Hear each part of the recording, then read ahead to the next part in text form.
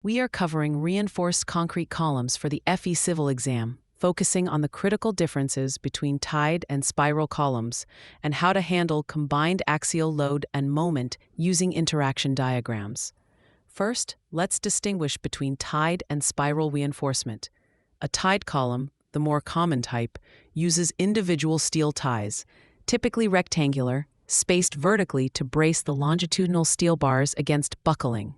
A spiral column uses a continuous helical steel spiral that wraps around the longitudinal bars. This spiral provides much better confinement for the concrete core.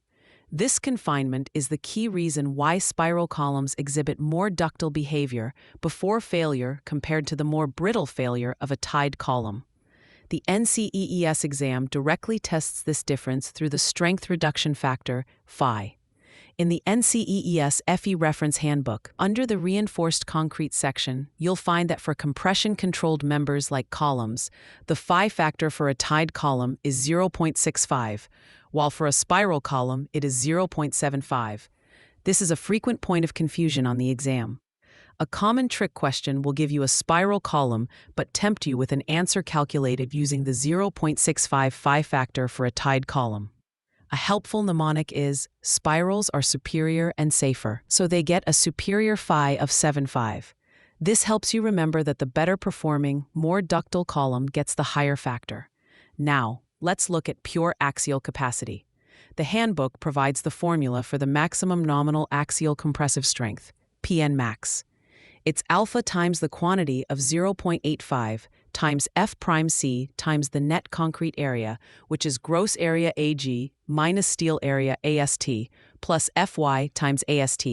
The alpha factor here is critical. It's 0.80 for tied columns and 0.85 for spiral columns. This factor accounts for accidental eccentricity of the load.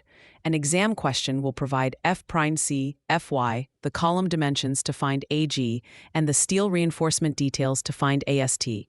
Your job is to plug these values into the correct formula using the right alpha, and then apply the correct phi factor to get the design strength, phi PN. Be meticulous with units. Ensure F prime C and Fy are in KSI if your areas are in square inches to get a result in kips.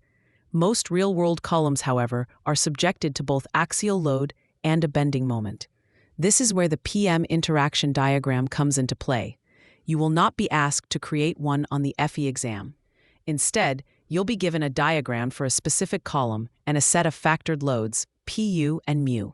The diagram's curve represents the column's design capacity, or phi Tn versus phi Mn. Your task is to plot the point corresponding to your factored moment and axial load on the diagram. If your point falls inside or on the boundary of the curve, the column is adequate. If the point falls outside the curve, the column has failed. The most common exam trap here is misinterpreting the axes or being confused by the shape of the curve. Just remember, inside is safe, outside is failure. They won't ask you to calculate the points on the curve, only to use the diagram as a graphical check.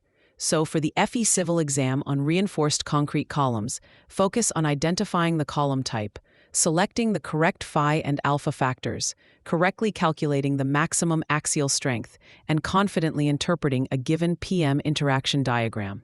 For free practice questions, AI-powered explanations, and more exam prep tools, visit openexamprep.com. That's openexamprep, all one word, .com.